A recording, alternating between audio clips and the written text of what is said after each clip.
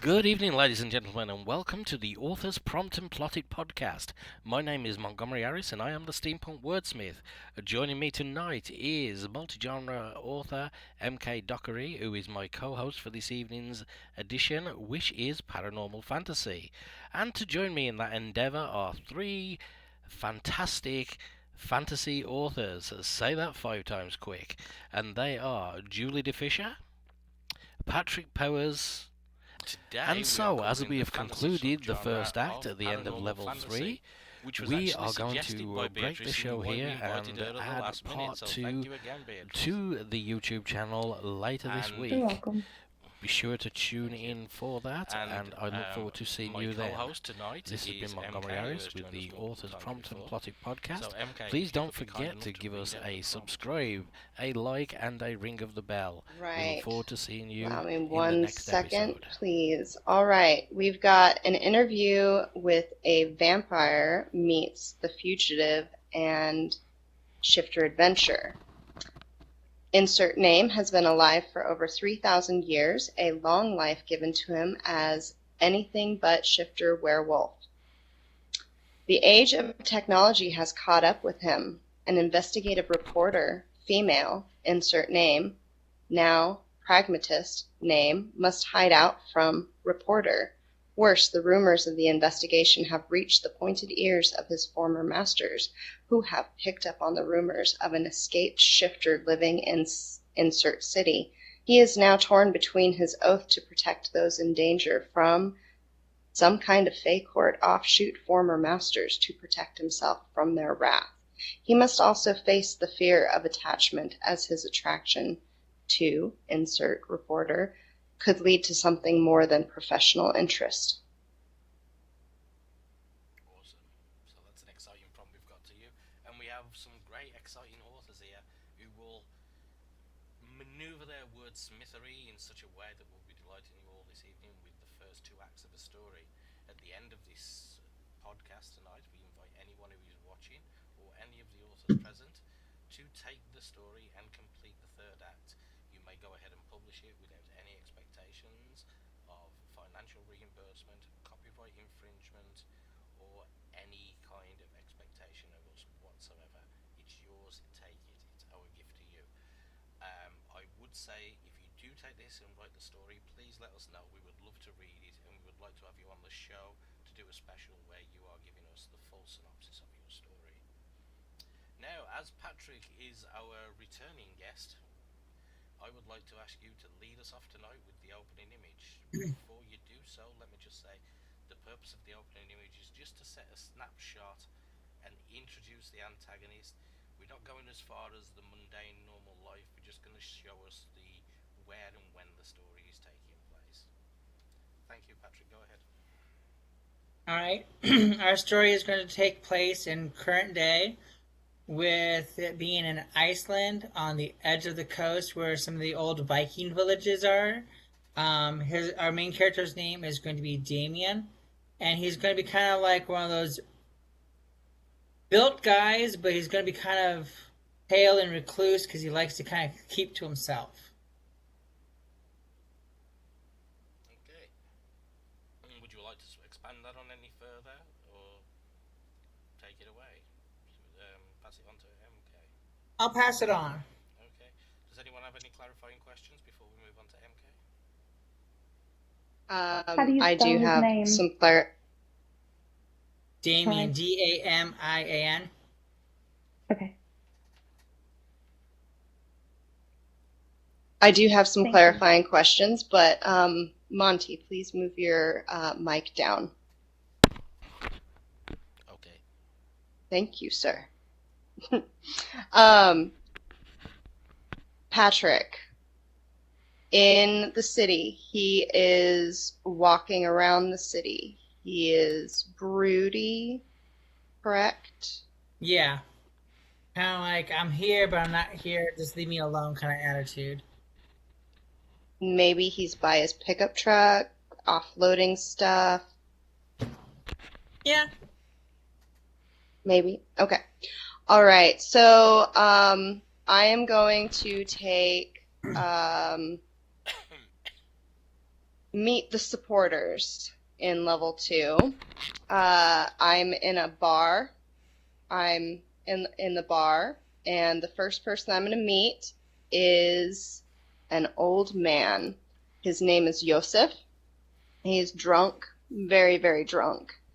And the main character, Sarah, who is this investigative reporter, not so much that's a wannabe. She wants to be an investigative reporter, but she's actually just a travel blogger who has been sent to Iceland by her boss when she really wanted to go on a tour of Europe, specifically Paris, and instead she got sent to Iceland, and she's none too happy about it. And she's kind of brooding at the what do you call? I don't go to bars very often. Local watering hole? What is that? Yeah, well, local watering hole, but I mean like the counter, that the main counter, right? The bar. Where everybody. The bar. Yeah, the bar counter where everybody who has a chip on their shoulder and they don't want to they want to be really close to the bartender for their next drink. That's where she's at. And that's where Yosef is at. And he's talking about the monsters in the sky. Well, the monster in the sky. And Alex, the bartender, is telling Sarah Bertrand, that's her name, that she shouldn't talk to him. He's just a local drunk, don't waste your time on that. And she doesn't want to listen to him because this is the first somewhat interesting thing that she's heard about this place, in her opinion. She's a superficial, very rude person, but when it comes to the paranormal, she does have kind of a soft spot for that, like monsters, ghosts, things that go bump in the night. She's kind of there for it. So she's like, tell me more. And the bartender is just like, no, leave him alone. We don't need to set off him on this song because he's worried he'll set off someone else. All right. Thank you, MK. And I just want to point out that introduce the supporting cast is done like that. We are setting a scene in which the supporting cast, the cast that will be important to the story, are presented in some way. You can do this across 3 or 4 separate scenes, or you can do it one here, which is like this. What MK's done is this really nice closed environment which allows us to explore something of the world. I'm kind of picturing a bar like American Werewolf in London, where they all go to the pub in Yorkshire, which is actually in Wales, by the way, but they go into the pub and everyone's like stops and stares at them. That's what I'm picturing. Is that right? Like everybody knows something, but nobody's talking about it. Yep. Okay. So we are going to go to Julie next. Julie, welcome and thank you for being with us tonight. Thank you so much for having me. I'm going to go with Meet the Villain. Okay. And just to clarify on Meet the Villain doesn't mean we have to meet the physical villain at this point. We can hear a hint to him. A news story can be playing in the background that hints to who he might be. Some people can be discussing him while reading a newspaper even. Or we could sort of leave it go the Harry Potter way, he who must not be named.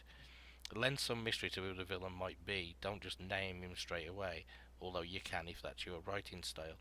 It's really a point that sets the scene that there is an antagonist somewhere in this story. So I'm going to hand that to you, Julie. Okay, and playing off of MK, where they're at the bar and they're sitting there, and Alex is telling Sarah that don't listen to Yosef. He's just an old drunk. that, nobody takes any stock in what he says. He says the same stories over and over.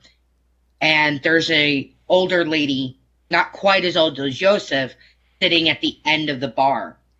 And she looks over and pipes up going, "No, he's right. There are things that bump in the night. There are things that fly through the sky. And I've seen it, and I was taken by one, but I was also rescued by another." And now Sarah looks a little torn between the story of whether to believe the two older people, and Yosef kind of actually looks a little shocked going, "Wait a minute, there's two?" Okay. Because the only thing that they ever knew was there was one of them, and as such, now Sarah's like, "I have a story here. I have to know what is actually going on in this little town." Her haunches are up. I have a clarifying question for you. What's the reaction of everyone else in the bar when this is said? Is it sort of like stunned silence, or sort of like she Well, spoke of it? Yosef is sitting there with his jaw on the ground because, he's been telling these stories, but in the same aspect, it's like he knows of one creature, or the one creature that everybody knows about. And this woman knows that there's not just one creature, there's two. So Alex looks stunned. Sarah looks more intrigued than shocked. And Yosef is trying to figure out, wait a minute, there's two? Can I add something just as a little input here that might deepen the plot a little? This is your level, use it, whatever. What if, and we do run this a bit like a writer's room, we bounce ideas off each other, and one of the most important questions you can ask as an author is what if. It helps you build a plot. So, excuse me. What if Sarah walks to the woman at the bar, the end of the bar, the old lady, and says, "Can you tell me more?" And the old lady's, "All I can tell you is to leave. It's the best thing." Leave and never leave. Do not go looking for this because you're not going to like what you find. Yeah, never come back. Run. And Kind of like when everybody in Harry Potter is like, "No, we just don't say his name because you could call the evil." Yeah. Type deal. Yeah, but like for adults. Like, And even in smaller towns like that, especially, the folklore, and then having somebody prove the folklore is like, look, we already know what's going on out there. You're not going to like what you see. Awesome. And you're going to end up just as another body count by the time this is all done. Awesome. Does anybody have any questions before I move on to the one that's left in level 2, which is unimportant task? Does anyone have any other questions to clarify at this point? I want to just add one more thing to depth because there is a lack of females in Iceland. We could make a reference to, do you know why there's not so many women up here? Like that. I like that a lot. Plays into it. Deep, yeah. It puts an element of the stakes on Sarah as well. Even using that as her reason to tell her to why she should leave. Yeah, I mean, it's like, you don't have to give the reason, start the thought in your imagination, let the reader finish it in theirs, it's just the warning, which is cool. Yeah, so I'm going to take an unimportant task. An unimportant task is to tell us something about the pragmatist, to give us some indication of his life and deepen who he actually is. By giving the reader an insight, it doesn't have to be anything major. It could be simple as losing your car keys and then looking around to find your car keys when you're late for work. It could be something like picking the kids up from school and you know that you have to be at work at 10 o'clock because the kids are at a very late school. But, it's that thing that it's not that important in the character's life, but it's important to the reader, and it gives them insight. So I am going to say that um, Damien still unloading stuff off his truck. He's carrying stuff into along the dock towards the local Coast Guard boat. You know, the rescue boat for the waters around Reykjavik, which is the capital of Iceland. And as he's walking down there, he's throwing stuff in the boat, and there's a guy standing on the dock, a fisherman, and he's like, as he walks past him, he's like, "Not going out in this weather, are you?" This is my Icelandic accent. It probably sounds nothing like that. My apologies, Iceland. I am going by the movie Eurovision. um, and Damien just looks at him and he's like, not in a happy tone of voice, in his brooding way. He's like, "I go out in any weather, you know that." And he goes and starts working, and the skipper of the boat's there, and he's like, "I need that engine serviced. We're not going out today." So Damien goes down and he starts servicing the engine, and as he starts servicing the engine, we get like a flash to the first settlers in Iceland, and you see Damien not working on the engine of a boat, but he's actually carving and repairing a Viking longboat. And somebody walks past him and says, "You're not actually thinking of going out in that today, are you?" But he's speaking ancient Nordic. And he says, "You know me, like laughing and jovial, I'll go out in any weather." And he's like laughing and joking with it, and he's young and full of life. He's got colour in his face. His eyes are brighter than the Damien that we saw in the opening image and walking along the dock. And then when it goes back to him in the engine room of the boat, you see him drop a spanner and he curses in Icelandic, and then he's reaching down and he can't quite reach the tool he's going for, so he's like questing for it, and then he's like fingers extend into claws, and you see the claws pick up the end of the tool and pull it back in. And then we will go to level 3. And the next person is, I'm going to throw it back to Patrick. Alrighty. Let's start off with a small disaster. It's always fun to start with a little bit of fun in the mix. Sarah comes out of the bar and she just can't wrap her head around the old lady's warning of just get out of here. Run.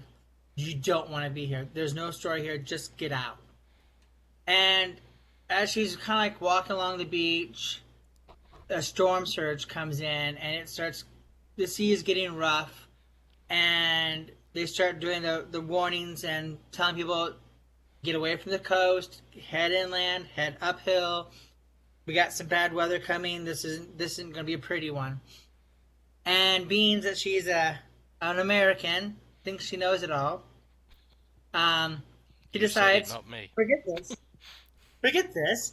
I'm just going to do what I want to do because I want to be a reporter, and there's something here, and obviously if it's not going to be a story about beasts, it's going to be a story about this weather. And she walks out onto the pier, and the sirens are going off, the warning bells are going off, and Damien, hearing all the scuttery going around of all the problems, decides to go scope it out. I mean, he's been around forever. He's like, weather doesn't bother me. What's going on? What's the big deal?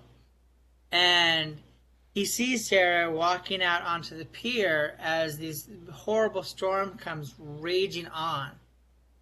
And I think I want to just kind of leave it at there's a disaster there with either a storm surges her away or hits the pier. I just think there should be a really good, strong element of danger right there.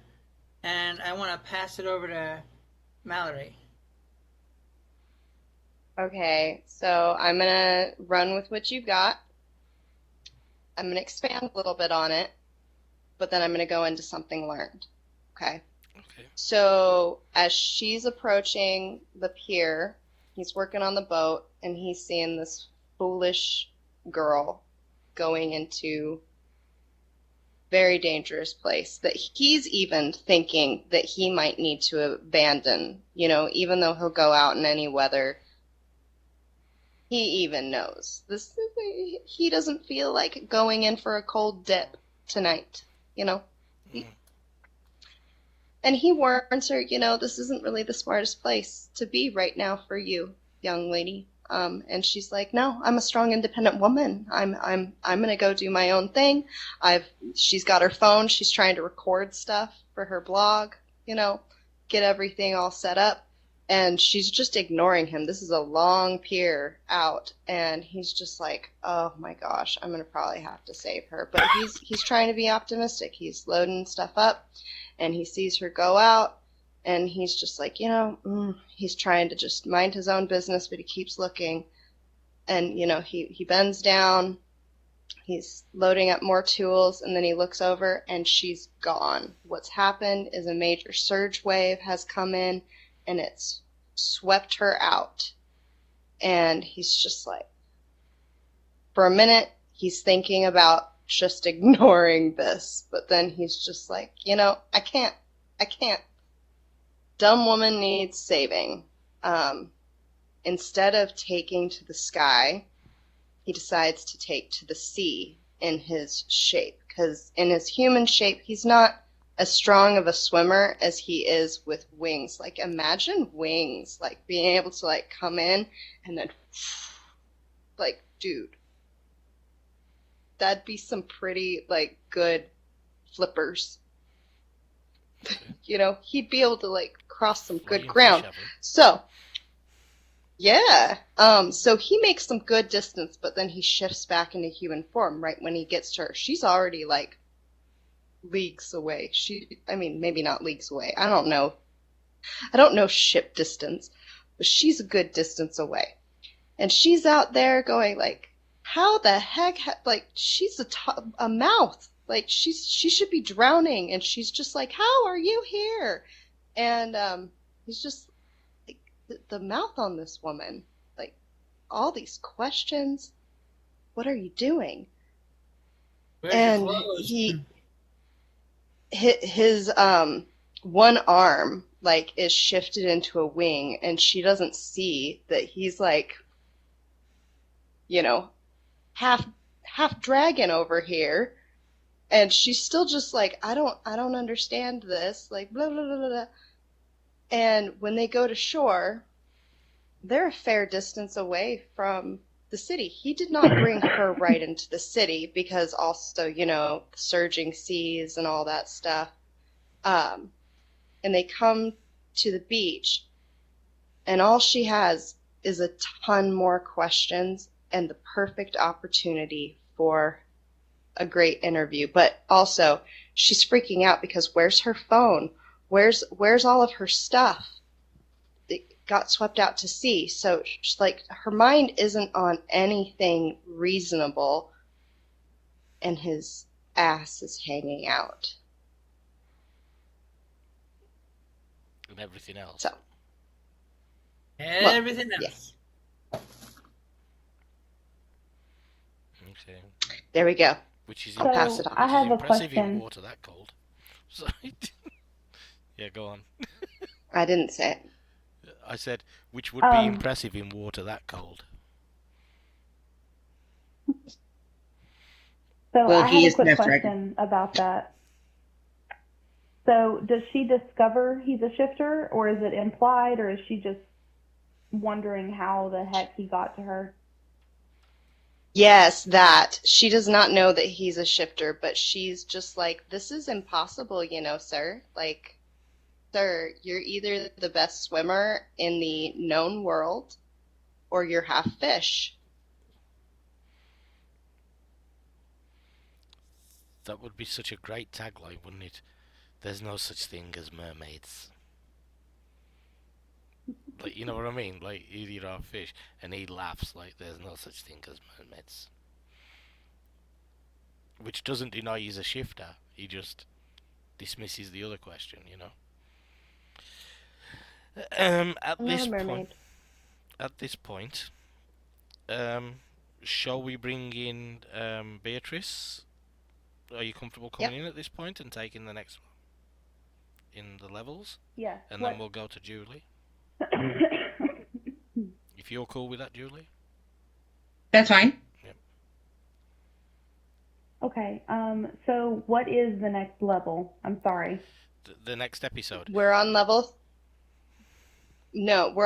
3, and we have done a small disaster and something learned. So something motivating, a great catastrophe, which can be intermixed with a game is afoot or a game is afoot.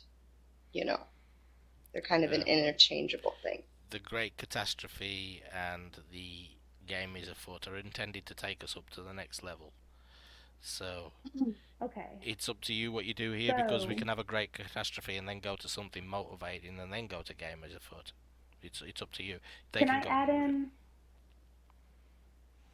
add in like a little, like from level 1? I just wanted to see if somebody would enjoy a little twist. What if Yosef is drinking because he's also a shifter and he's trying to suppress his shifting? Or, you know, you could have a game as afoot in level 3 where Yosef is approached by the villain and he does some dirty work. Well, I think that your idea about bringing Yosef in is really good, because I wanted him to have a bigger play in this game. I'm gonna So offer... this is your spot. So what do you want to do? And which what one was of you the gonna which say, episode? Monty? Well, I was gonna say I like the foreshadowing, because Joseph looking shocked when he says there's 2. He might have thought that the good one's been long gone, and that was the reason for his shock. Might not have been what we were thinking. Yeah. There's that as well, but it's your episode. You tell us. And which episode are you taking? I'll do the game as afoot. Okay. You know what? I usually say the game is afoot is the leader into the next level, but I'm not going to today. I'm going to see how it goes. Okay. I'm going to be reckless.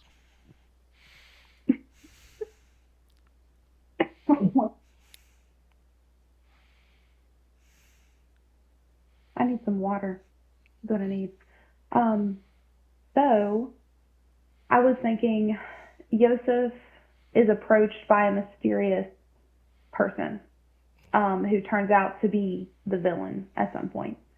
I don't know if you like that, Julie, because you got Meet the Villain. Okay. So it's after the event of Sarah and Damien.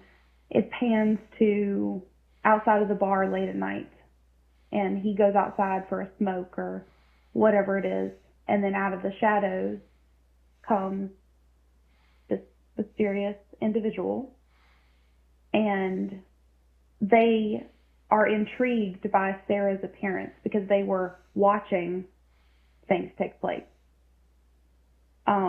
So they want to gain information on Sarah, or maybe they are tasked with messing with Damien in some way, or setting up a future plot for destroying Damien in some way. Yes. Can I to make it fit better with what we laid out earlier, but I like where you're going. Okay. Can I make the suggestion that he is approached in the morning while very hungover about what was discussed in the bar earlier, and it was a patron who had been listening in the shadows. Okay. And I don't know if you remember the prompt, but your idea fits in a lot with the prompt and the potential Fae court that used to be the masters. Mhm. So, like, your idea really fits in well with the prompt. So that was just my interjection, is change it to daytime. Joseph is hungover and being approached. And also, the older lady, do you think that she should have a part in something? Maybe she's ancient as well? Or is that too many factors? I think, I don't know, but I think that she should mysteriously be found dead. Oh, that would be a good twist. That would be a really good twist. Especially if the neck's broken, that'd be a really good twist. Mic down. Mic down. I said, especially if she was found with a broken neck, that'd have been a really good twist, wouldn't it? Yeah. You know, like, Balance the past. Because she knows too much. If she got away and she's seen some things, like, Yeah. Joseph's seen some things, but the thing is like, he's known in the town as just this drunk. Nobody really takes him seriously, but then the moment that she spoke, he has a little more clout, credentials to her. Mm-hmm. Maybe she's more of a liability, so she was crunched. You know? Yeah. And you could even So this do... is our first. So this is our first peek at a villain. What is this person's name?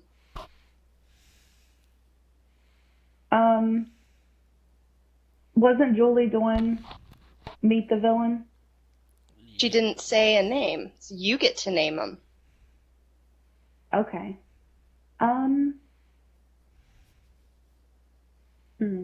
And you can't name them after anyone on the panel. Damn.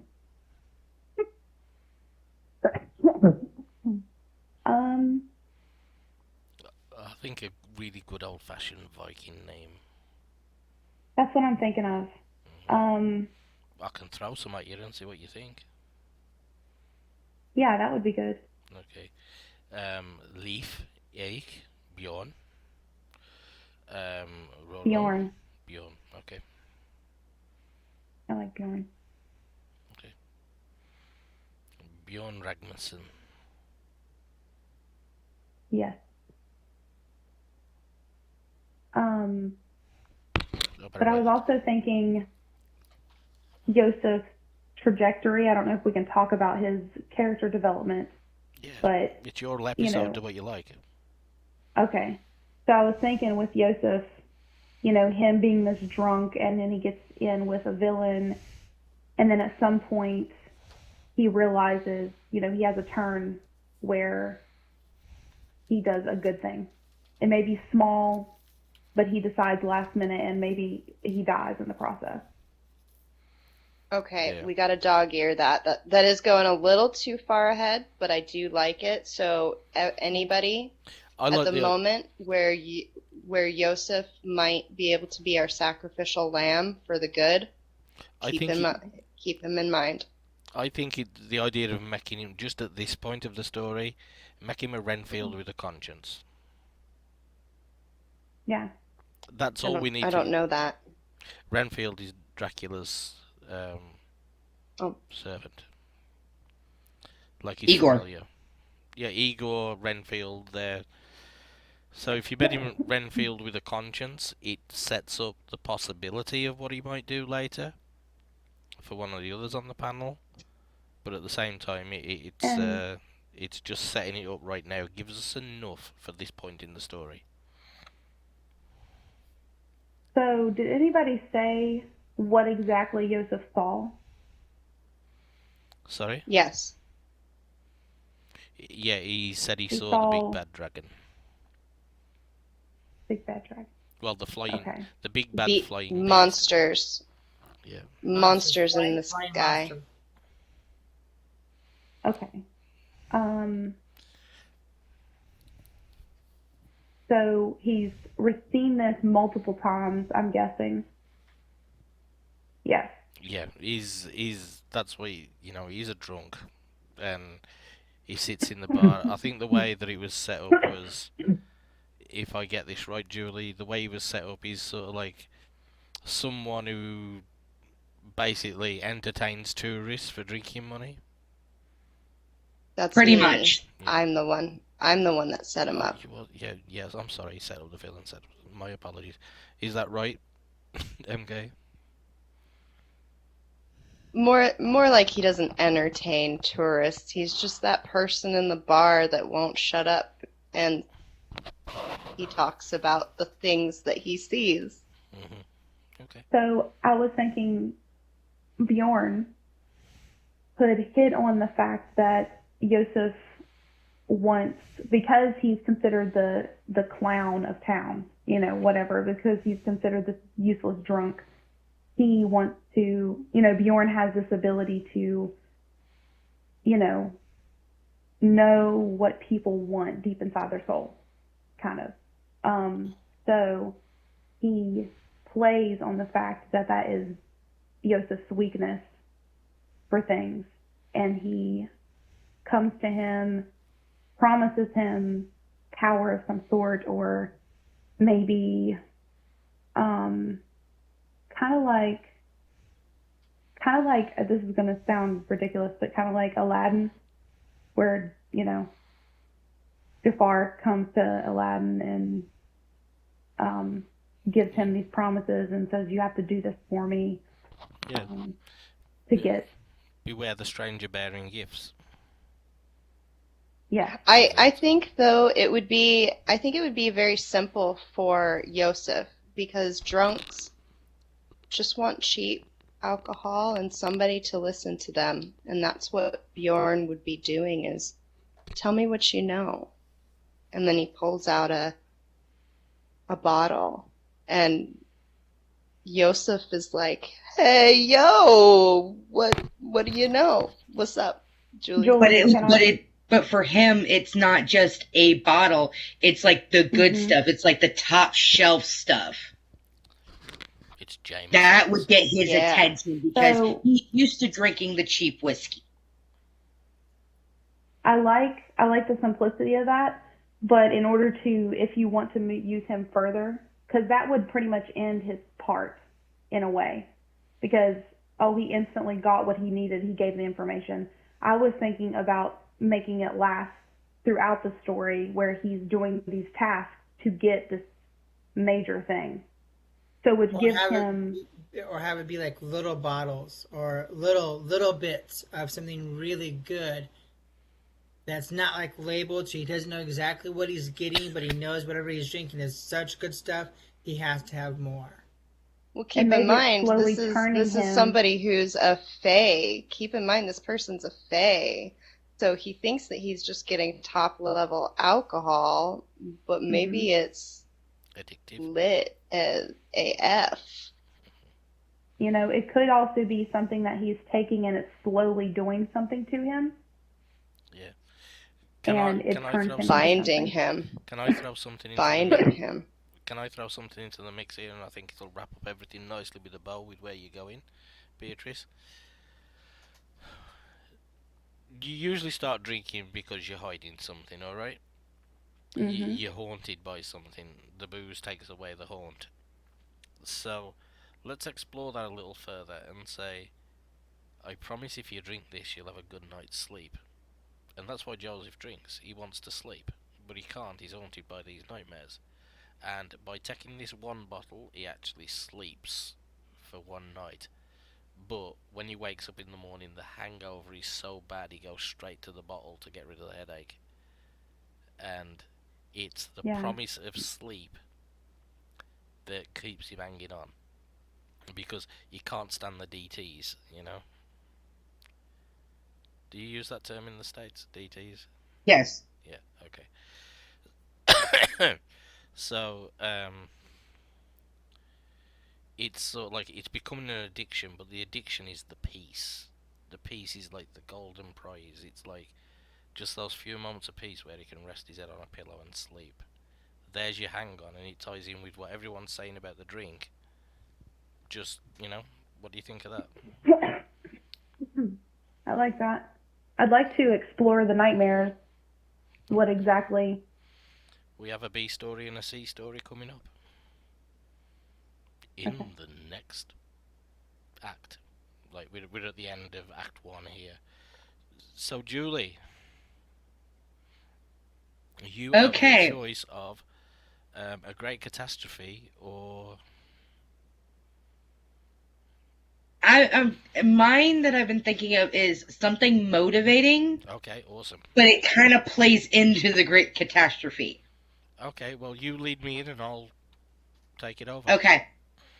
Now we have Yosef that is now been visited by the Great Bad.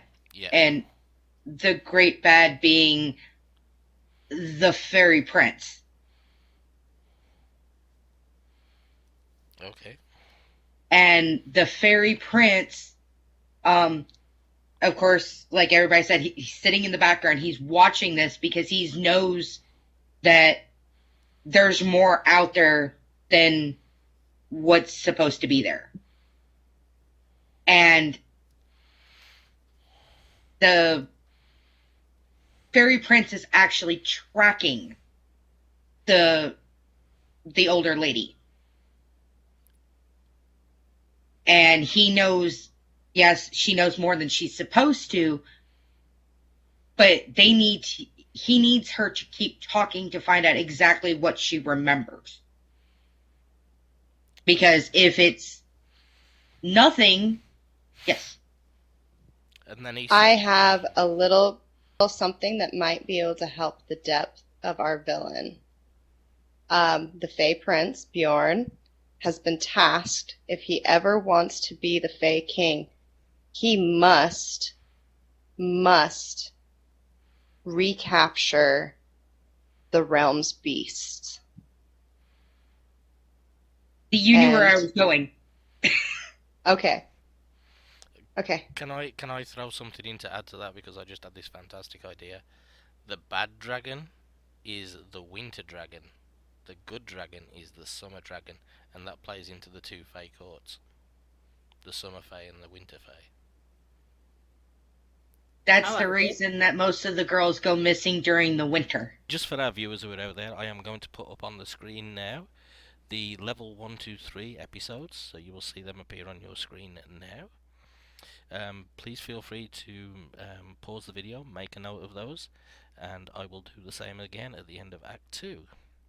And so, as we have concluded the first act at the end of level 3, we are going to break the show here and add part 2 to the YouTube channel later this week. Be sure to tune in for that, and I look forward to seeing you then. This has been Montgomery Harris with the Authors Prompt and Plotted podcast. Please don't forget to give us a subscribe, a like, and a ring of the bell. We look forward to seeing you in the next episode.